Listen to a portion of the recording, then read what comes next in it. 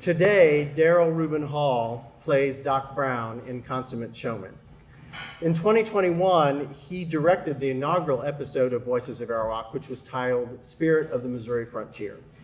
This episode features 4 stories, and Darryl played the roles of Nelson Robinson and Frank Switzler in 2 of those 4 stories. But before heading back home to New York City, Darryl wanted to pay his respects to Mr. Switzler by visiting his grave at the Sappington African American Cemetery, which was designated as a Missouri State Historic Site that same year. And as we approached the gate to the cemetery, Darryl noticed the exhibit at the entrance that features prominent African Americans who have roots here in Arawak.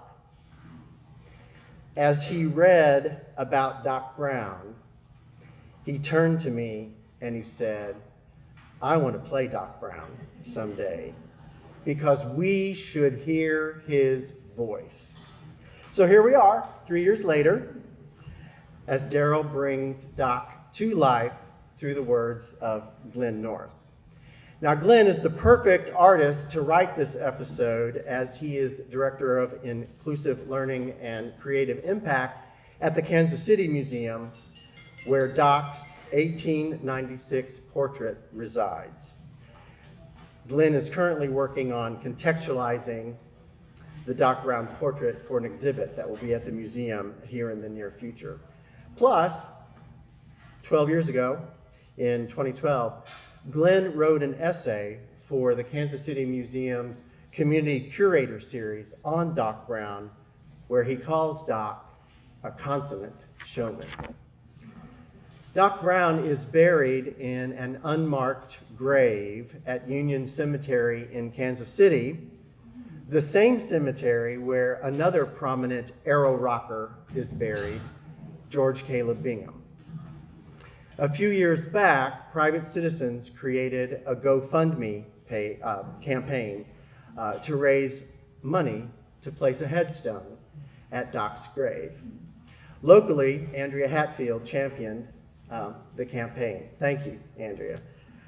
The headstone will be dedicated on March 19th at noon, and the organizers have invited all of you to join them, all of us. More information is available on Facebook about the place and details. So Doc's voice is important, and we are pleased to offer him a platform to share it. And Glen, thank you for giving life to Doc Brown's voice all these years later.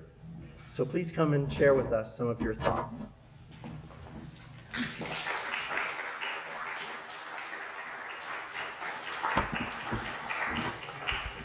Good morning. So, as Mike said, 12 years ago, I wrote this essay about Doc Brown, which I would like to share with you today because I think it'll provide great context for the program you're about to see. But I just wanted to say a few things before I do read the essay. And just wanted to offer some backstory because when the museum had that community curator program, I wasn't an employee there yet. They invited me to come and find an object in their collection and to write an essay about it and to do a presentation. So I asked them, what in your collection do you have that represents the Black experience?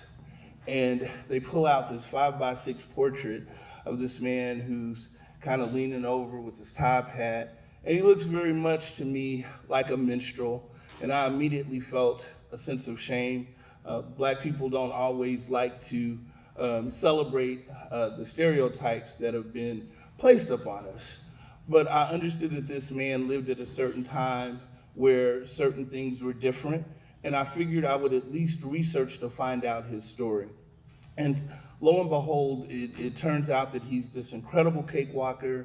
He's a celebrity of national renown. And so I then felt shame for not feeling pride in who he was. So I keep getting invited to have conversations about race in white spaces.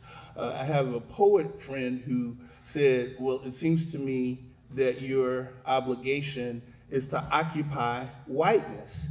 It is important for us to have these difficult conversations and to have cross-cultural dialogue.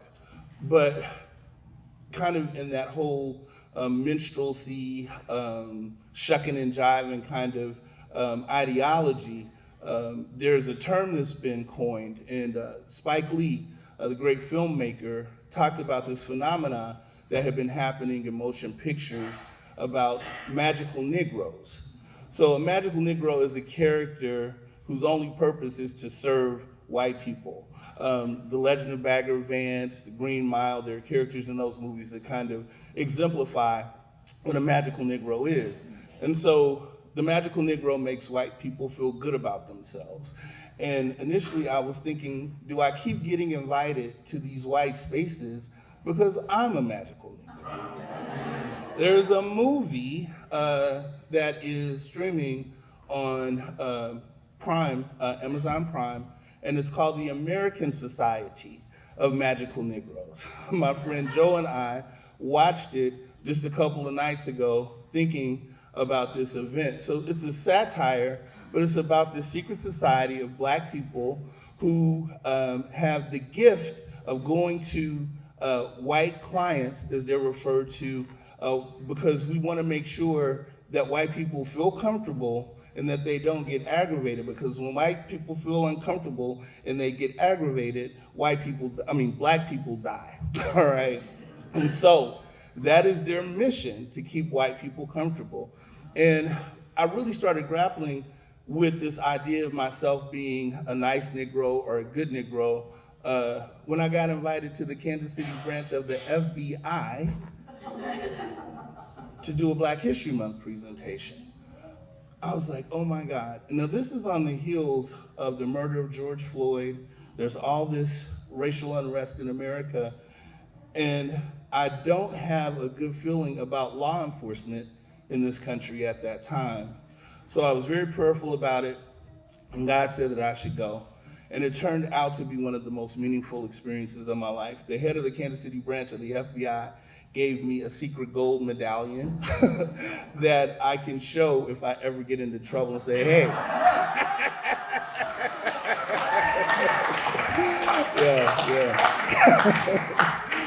So I have to accept that role. I do want to say quickly before I share the essay that Michael Kateman was so gracious in providing me with the information that helped me to write these series of monologues.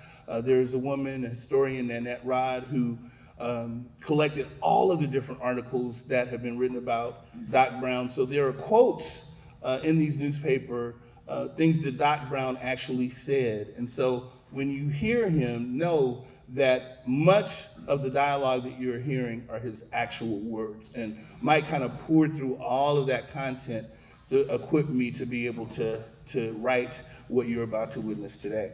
But I'd like to share with you really quickly, Portrait of Doc Brown, Cakewalker.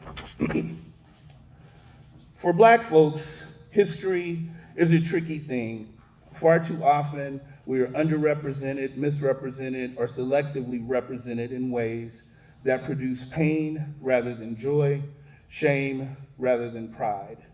It is painful studying American history because when traveling back just a few decades to the turbulent times of the 1950s and 60s, we are immediately confronted with rampant police brutality, lynchings, and church bombings. Not far beyond that lies the horror of slavery. And it's hard not to feel shame when historically we see ourselves portrayed as eye-popping pickaninnies, mammies, and minstrels.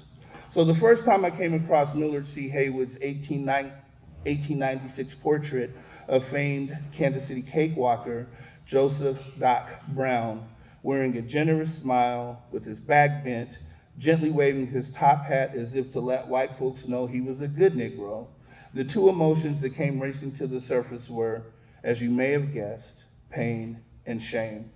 However, once I was able to redirect those emotions, which is a skill Black folks have finally honed, I came to the realization that Haywood's painting had an incredible story to tell. Joseph Doc Brown, also known as Dr. William Henry Joseph Cutter Brown, was born circa 1835. He was a slave on the Meredith Miles Marmaduke estate at Arrow Rock near Marshall, Missouri. Many years later, in 1868, he moved to Kansas City and began to develop a name for himself as a champion cakewalker. In an interview, one of his closest friends, Wilson Fitzpatrick, stated, "I knew him in Marshall when he carried papers there. He always had a crowd following him. I told him that town was too small for his talents and that he ought to go to Kansas City. He was a natural-born cakewalker." The cakewalk that Fitzpatrick spoke of originated as a slave dance contest in the antebellum South. In his book, From Cakewalks to Concert Halls, Thomas L. Morgan explains, white slave owners were fond of awarding cakes to the best slave dancers at special social gatherings. The slaves themselves, however, were developing their dancing into a parody of the mannerisms and fashions of the white Southern social elite. Couples dressed in their finest clothes would lean back and perform a high-stepping promenade. The parody that the cakewalk exhibited speaks to the importance of Black cultural expression from a historical perspective. In a time when Black people had no social, political, or economic control, music and dance were used as an effective way to express pain, to find relief in the midst of suffering, and to, if only in some small way, fight the power. Doc Brown was able to elevate this novel style of dance into a highly competitive art form. By the time the 1890s rolled around, the cakewalks that Brown competed in were being written about regularly in the Kansas City Times and the Kansas City Star. This was at a time when most events occurring in the Black community were not considered newsworthy. Consequently, these reports offer some insight as to how talented Doc Brown must have been. With people reading headlines like, "Mr. Brown sets a fast pace at the cakewalk and wins," and "Doc Brown easily a winner in the 3rd Regiment's contest," it wasn't long before Doc Brown was one of Kansas City's most celebrated heroes. As his close friend Wilson Fitzpatrick expressed, "He sure made a hit here." While he had the whole wagon to himself in the Carnival Parade in 1893, and he was a walking and a prancing all through that parade. Not one to be humble, Doc said of himself, I've been walking for cakes a long time. Never walked for a cake in my life if I didn't get a prize." He was so thoroughly dedicated to cakewalking that he would accept no position that involved hard labor. "I can't do it," he was noted as saying. "This diabolical work stiffens up my joints so as I can't walk with the proper suppleness." Doc Brown made such a profound impact on the citizens of Kansas City that in 1899, Charles L. Johnson, a local composer of national renown, wrote the song Doc Brown's Cakewalk in his honor. Johnson said of Brown, "He is noted in Kansas City and the vicinity for many comical and unusual things, but as the champion cakewalker of the country is where he shines. He has met all comers in this line and has never failed to take the cake." Doc Brown's Cakewalk was Johnson's first published ragtime composition and the first of his tunes to attain local recognition. It gained popularity when the legendary band leader John Philip Sousa played the song while visiting Kansas City near the turn of the 20th century. With the benefit of hindsight, we see that artists like Doc Brown and Charles L. Johnson were paving the way for Kansas City to become one of the great centers for the evolution of jazz music in the 1930s and 40s. As mentioned earlier, in 1896, Doc Brown was immortalized in a large 5x6 oil-on-canvas portrait by Millard C. Haywood, who was a local Black artist. The painting was owned by the Kansas City Board of Education and was donated to the Kansas City Museum in the 1940s. In the years that followed, it nearly fell to ruin. Expressing a desire for the preservation of the painting and its history, local historian and teacher Cynthia Littman commented, "This is a city that collects volumes about its shapers, the Swopes, the Bentons, the Nelsons, and the Pendergasts. But when it comes to the Blacks, ones like Browns, Haywoods, the past becomes muddled, chafed, uncollected, and sometimes lost. Describing the painting as a stoppage in time, Lippmann also added, "It's almost like something from a French impressionist. We can't let such a beautiful piece of history slip away." Fortunately, in 1985, the Kansas City Museum spent 3 months and $4,000 to restore the painting. Reflecting on Cynthia Lippmann's zeal to have the painting restored, I am forced to reconsider my original thoughts about the painting, and I am confronted with its quiet beauty. Perhaps rather than portraying the stereotypical docile Negro on canvas, Haywood was able to capture the essence of a consummate showman. It seems that although Doc Brown's back is bent in the painting, it housed a spine as sturdy and direct as the red brick wall behind him. The confident smile and wave of his top hat lets me know that Doc Brown endured slavery, laughed in the face of injustice, possum-trotted above racism, kangaroo-hopped over poverty, and cakewalked beyond the specter of minstrelsy into a class all of his own. Yes, history is a tricky thing for Black folks. It is oftentimes a source of pain and shame, but people like Dr. William Henry Joseph Cutter Brown provide those incredible occasions when history offers us joy and pride. And with that, ladies and gentlemen, I give you Consummate Showman.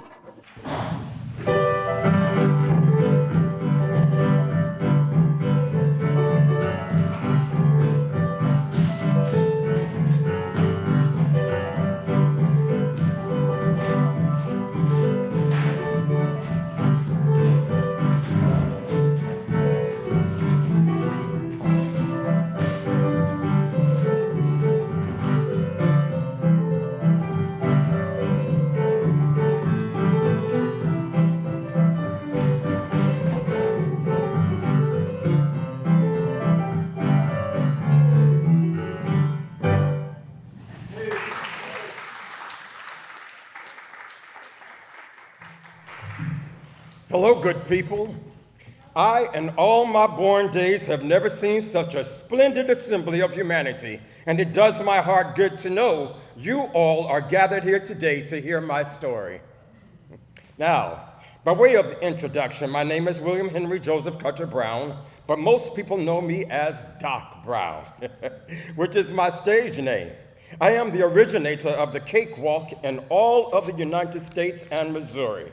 Now, I was born a slave in Ararock, Missouri, to Meredith Miles Marmaduke, who was governor of Missouri for a little while. It was on his plantation that I learned to cakewalk. Now, some of you folks may not know what the cakewalk is, so I'll tell you. Back when I was on the plantation, we'd see white folks get all gussied up and they'd high step and do fancy dances and waltz and promenade like they was really doing something, which tickled us. They couldn't do no real dances like the juba, the jig, or the pigeon wing. You know, dances that require you to have some rhythm in your bones. Anyhow, we started imitating how they danced to poke fun at them. Turns out they got a kick out of watching us do them dances, not even knowing they was the butt of joke. Not only that, they started making up these competitions where the best of us dancers would win a cake. And that's how the cakewalk came to be. So now when somebody says, well, don't that take the cake, you know where that phrase comes from. At first, I was just having a good time making fun of white folks and winning all them cakes, but it wasn't long before I realized I was creating something beautiful. Back on the Marmaduke plantation, cakewalking was one of the few things that allowed me to take hold of a little pleasure. Wasn't much you could take pride in being a slave, but every time I demonstrated my keen skills of agility and grace and took home one of them cakes, each bite was like a little taste of freedom. And great day in the morning. Once we was emancipated, I couldn't wait to spread my wings. So I stayed in Ararock for a bit and then in Marshall, but they was both too small for me. I needed some excitement in a bigger place, so I moved to Kansas City, and that's where I became a bona fide celebrity. In 1892, I demonstrated my indefatigable dexterity and superlative suppleness in the very first cakewalk that was ever held in Kansas City. When I had the auspicious opportunity to address esteemed crowd after winning that cake, I stood straight as an arrow and said, "Now, ladies and gentlemen and Kansas Cityans of Kansas City, I thank you. I've been walking for cakes a long time. Never walked for a cake in my life if I didn't get a prize." Now that was the God's honest truth. And that ain't all. Do you know this former slave from the Marmaduke plantation in the little old village of Arrow Rock, Missouri, was honored to have my very own float in Kansas City Priest of Palace Carnival Crew Parade. I tell you, I pranced and promenaded, high-stepped, hallelujah, and cakewalked that whole parade route. It wasn't no time before I was known all over Kansas City as a certified champion. But you see right here, this is my medal from winning the World's Championship of Cakewalking in 1893. Mr. Richard Kyle Fox, the editor and publisher of the National Police Gazette, placed it around my neck at Madison Square Garden in New York City, making me the undisputed world champion. Mr. Richard K. Fox is the greatest man in the world because he knows a champion when he sees one. As far back as I can remember, I always loved to draw. So painting came very naturally to me. Lush green hills, evergreens and weeping willows, azure rivers and tranquil lakes, blue skies and billowy clouds. I painted more landscapes than I could count, but I was also fascinated by the human form. So I began to make a name for myself painting portraits. Whenever I painted nature scenes, I wanted folks to feel like they could hear the rush of the river or smell the pine trees. So when I painted actual people, I wanted folks to feel like they were meeting them in person, like you could get a sense of who they were from the strokes of paint. Which is why, the first time I saw Doc Brown, I knew I had to paint him. Remember now, this was 1896, so there weren't too many colored folks that were dyed-in-the-wool celebrities. But Doc was certainly that and then some. He was 5 feet and 3 inches tall, but he was 6'7" in stature. His top hat, tie, and tails may have been hand-me-downs, but he sported them like an African king. And talk about graceful. Even when he wasn't dancing, he seemed to glide across the floor. I captured his likeness in oil, but his spirit just leaped off the canvas. I created this bow, and it's called the regulator.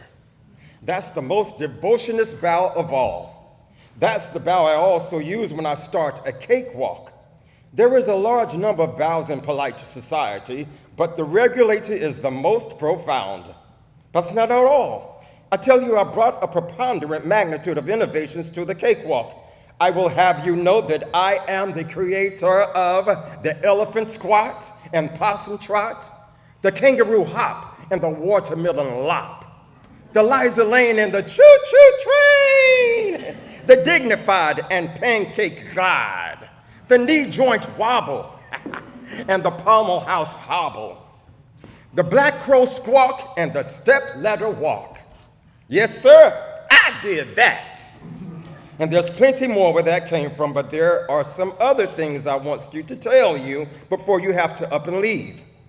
I figured I should also mention the assemblage and array of my attire. You know, in polite society, a gentleman needs to look his best.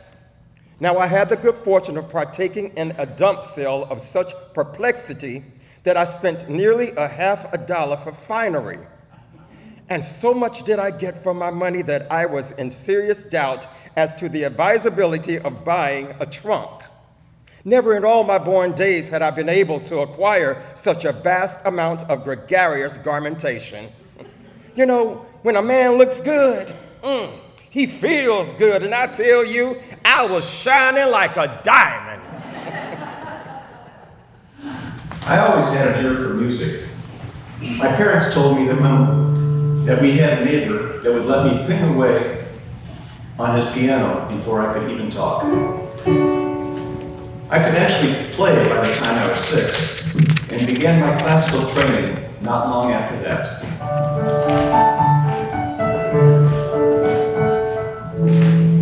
I had huge admiration for Mozart and Beethoven and Bach, but much to the incredulity of my parents and music instructors, I loved the music I heard coming out of the juke joints that lined Kansas City streets.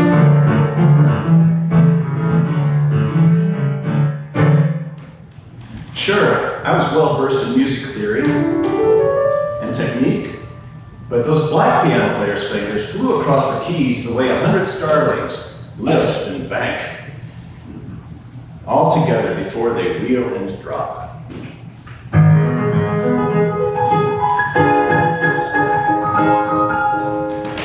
Scott Joplin once said that the only time he truly felt free was when he was sitting in front of a piano.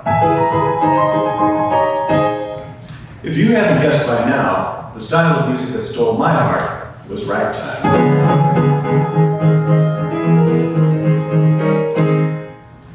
Ragtime has syncopated rhythms and lively melodies that demand to be danced to, so it was only natural that cakewalk tunes would be written in that same style.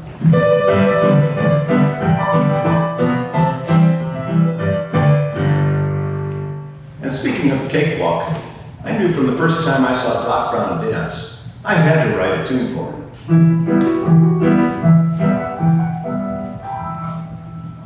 Some of my friends criticized me for writing a tune inspired by a black man. Well, I've been around long enough to know that some people are so ignorant, they couldn't teach a hen to cluck.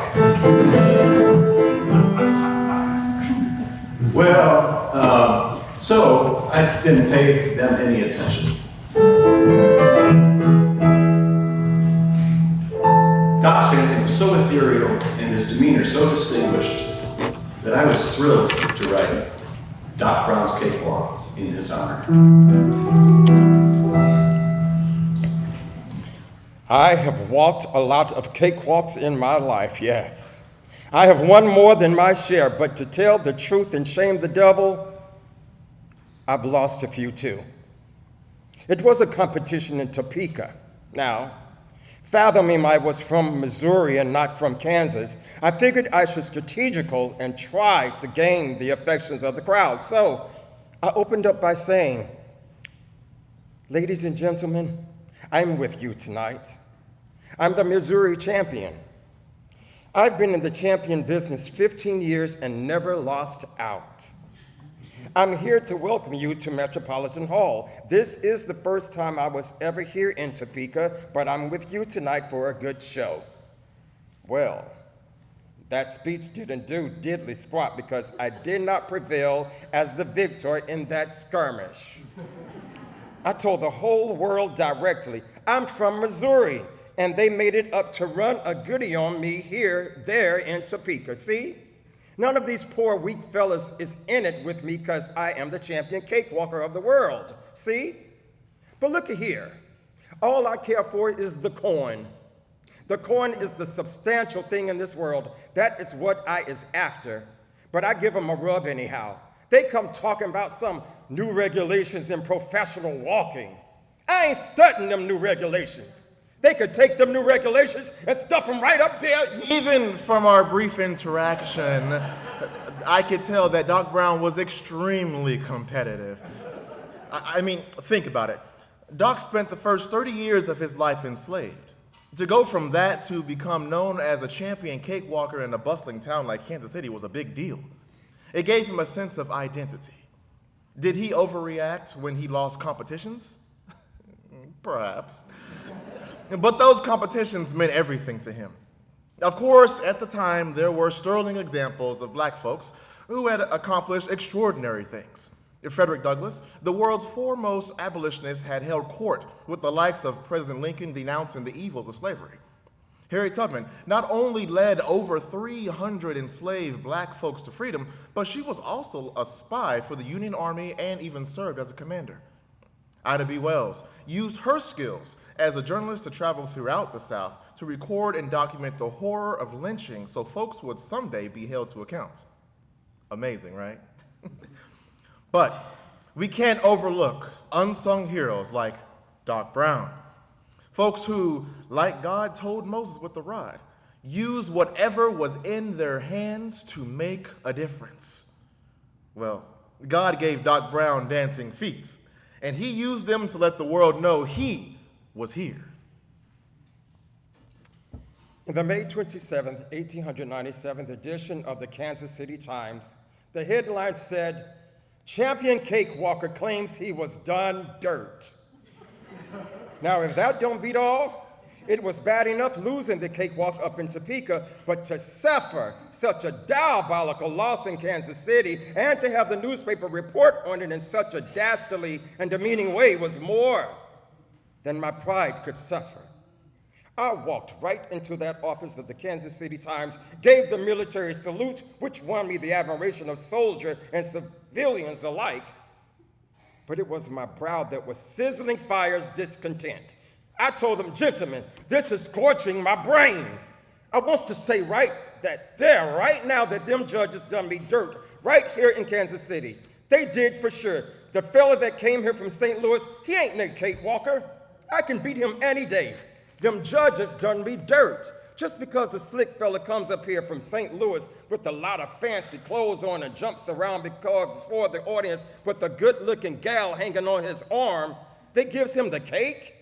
Did you see him do any steps like me? No, sir. He got knee action like me? No, sir. Does he move along with that billowy motion which I have perfected myself? No, sir.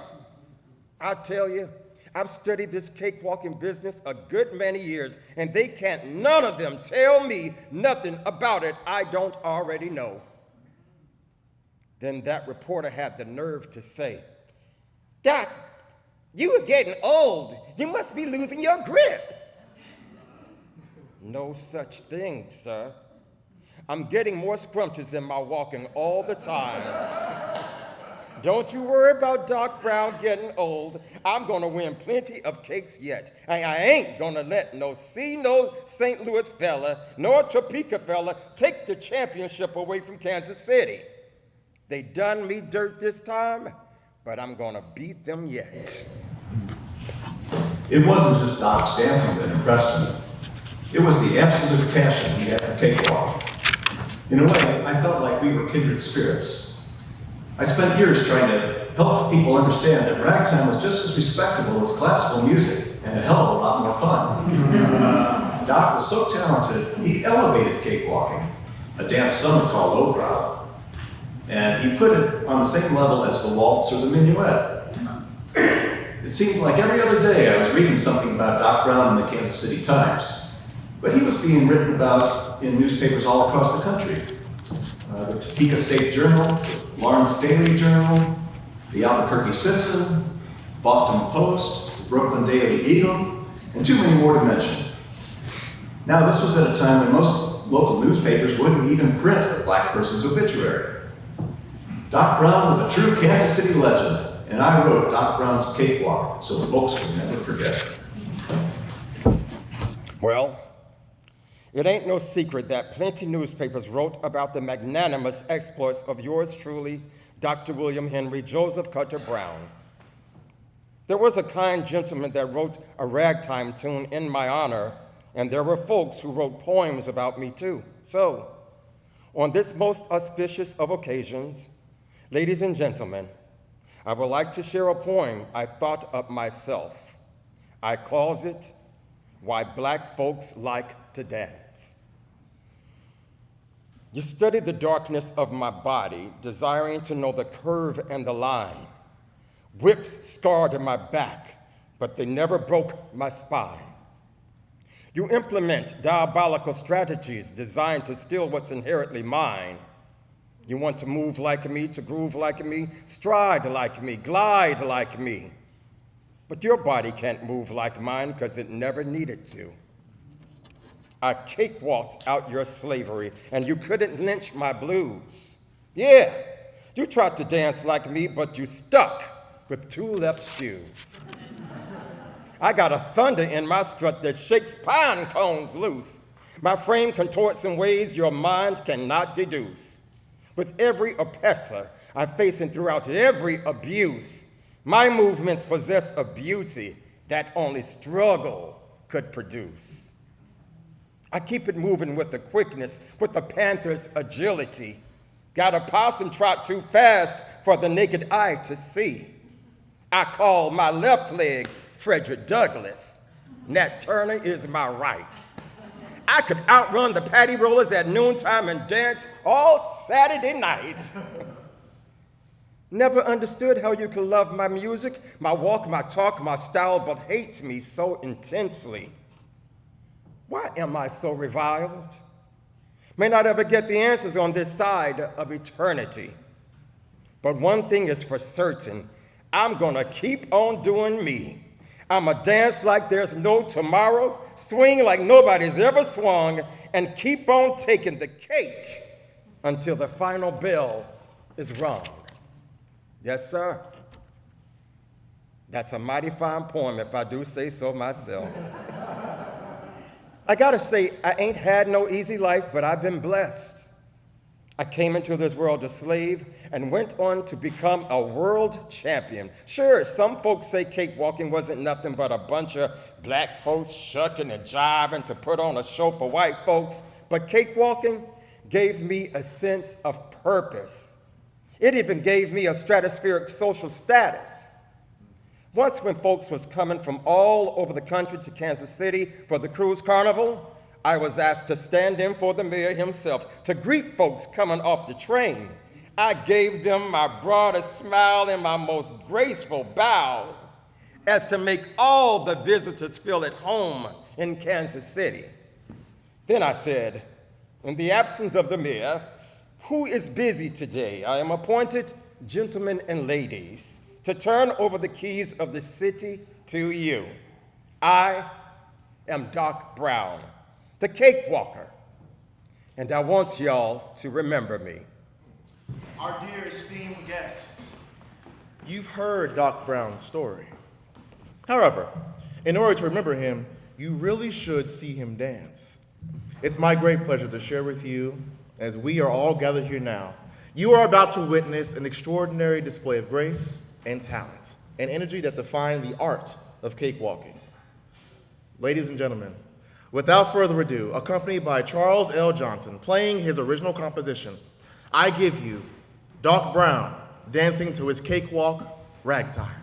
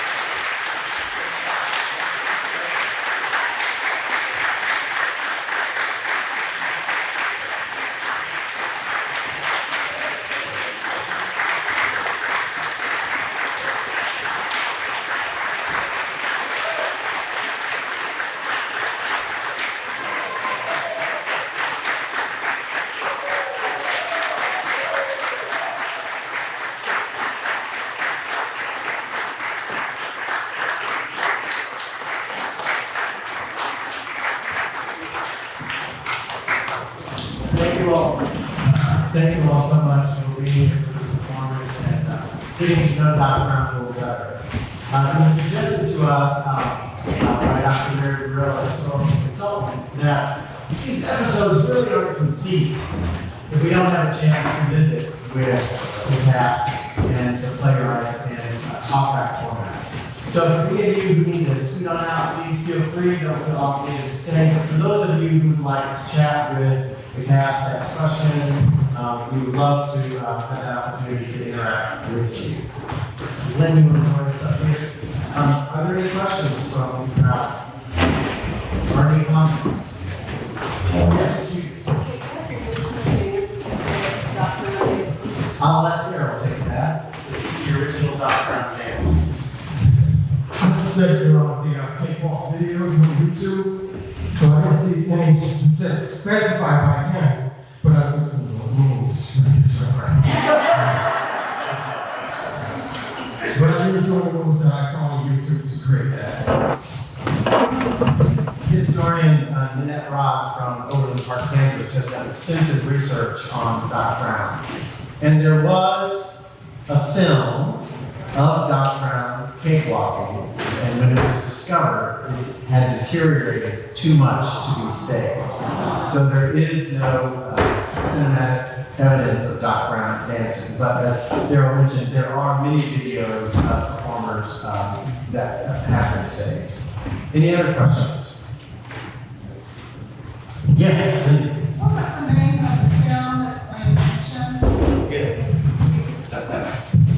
The American Society of Magical Negroes. That title just drew me and I had to see it. And you said it's streaming on Amazon Prime? Yep.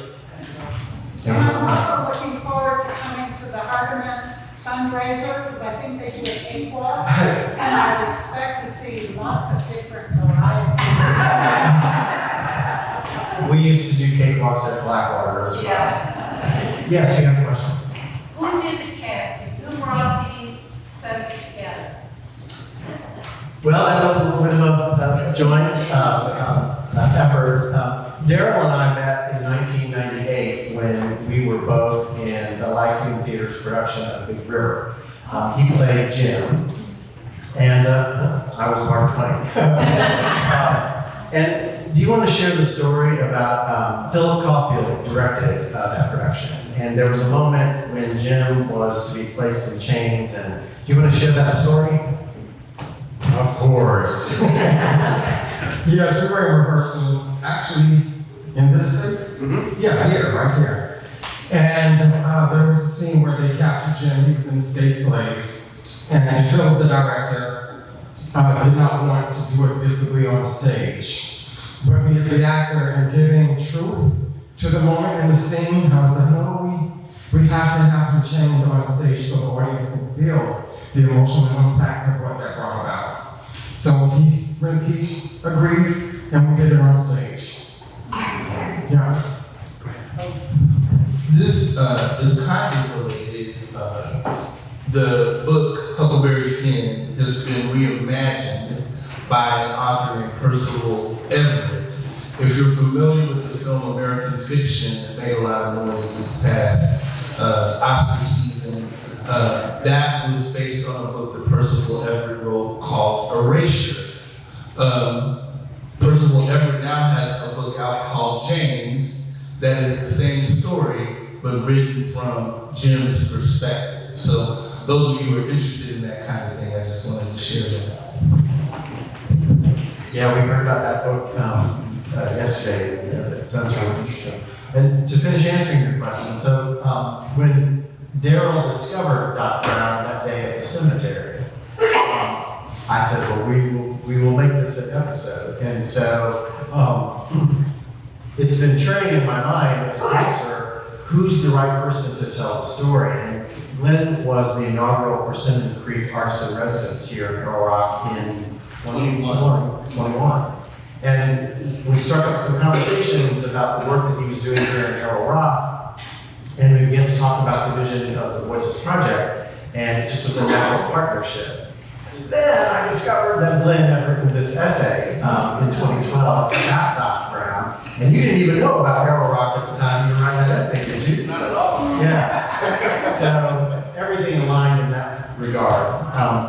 Terraye is a colleague of one of the actors who was in the inaugural episode, Showman, and she had recommended Terraye when we were asked to revive the Voices of Arrow episode, her voice, for the Fayette Juneteenth celebration and commemoration last year. And so that's how I was introduced to Terraye. And he's the perfect sophisticated fellow to play. The more we see Haywood, the more we learned about Mr. Haywood.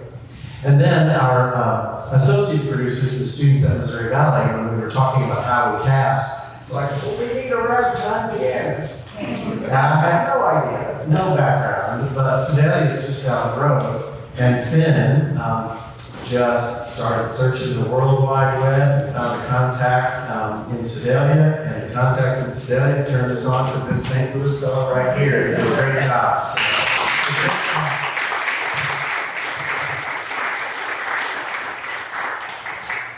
Any other questions? Yes, Myra. Glen, you commented about the magical Negro and how he or she was to make white people feel comfortable. You know how much I love you, but every time you're here, you make me feel very uncomfortable because it forces me to recall my own history and the part I played with them. I think about a phrase my mother used to use, that I feel like a worm in hot ashes, because it really brings to mind for me things that need to be remembered, recalled, and I do love you right now. Thank you so much for that, Myra.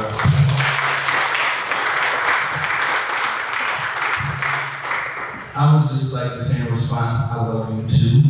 And that I have fallen in love with Arrow Rock. Honestly, I was very uncomfortable coming here for the residency and had to sit in that discomfort for 2 weeks. But what I learned is that we have to learn to be comfortable with being uncomfortable. Otherwise, no progress is made. So thank you so much for sharing that.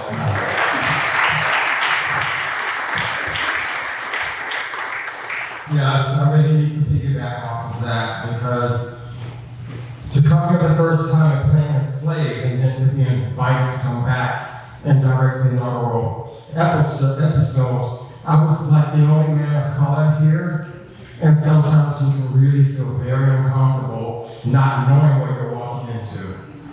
But I must say, all these years later, I enjoyed myself. I don't think I would be back here. So thank you for being so hospitable every time that I'm here and welcoming me to the Tom Sawyer Festival, which I truly, thoroughly enjoy. And even from this moment here, I appreciate the platform that we can speak openly and the hearts receive what is spoken, so that we can make a difference in this world.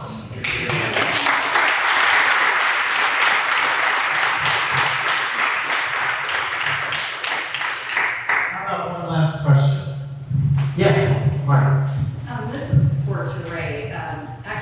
You've done so many things. Really impressive, all of you. We're happy to have you. But I was wondering, when did you decide, hey, okay, I'll jump in and be part of the Voices? What attracted you guys? I mean, It's all yours.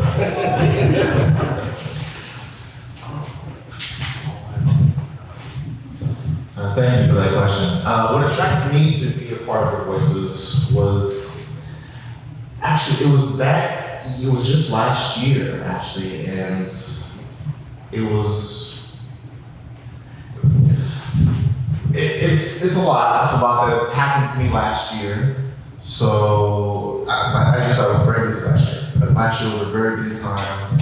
After one show was up, I was already rehearsing for the next one. So when I was talking to Chioma about trying to learn how to sing, she was like, yeah, you should do this. I was like, okay, cool. So I was really just hanging out with her a lot over the summer. And then I think she spoke to Mike about me. And I was like, oh, that's another deal someplace else. I do need to meet more people, I need to go someplace else and do other things. So I had never heard about Darryl Rock, but I did hear about the Lyceum Theater here. And she said, well, you should go down there and check it out because you don't know what you're missing. I don't know, I mean, Kansas City has some pretty good theater here. So I came down, and I still have not seen the show here just yet, but being a part of Voices outside the Lyceum is, there's just no words for it. There's no words. I mean, like in this team, they go back through all this history about different Black people that aren't even talked about in the public schools, and I can only imagine how they're not talked about in the private schools either. So I know when I got to college, I had to actually deep dive and learn more about Black studies because it's not a part of their curriculum, but it's like an elective class. And you can learn about them if you want to. I'm like, oh, well, let's get in there and learn about myself and where I come from, what people have seen and what I haven't seen. But when people look at me, they see that, and I'm like, I don't know what you see, but all I see is me. So Voices really does, it opens up my heart, it opens up my brain to learn more about myself and people who look just like me that have come up, even though they started in very dark spaces, places. So thank you for that question.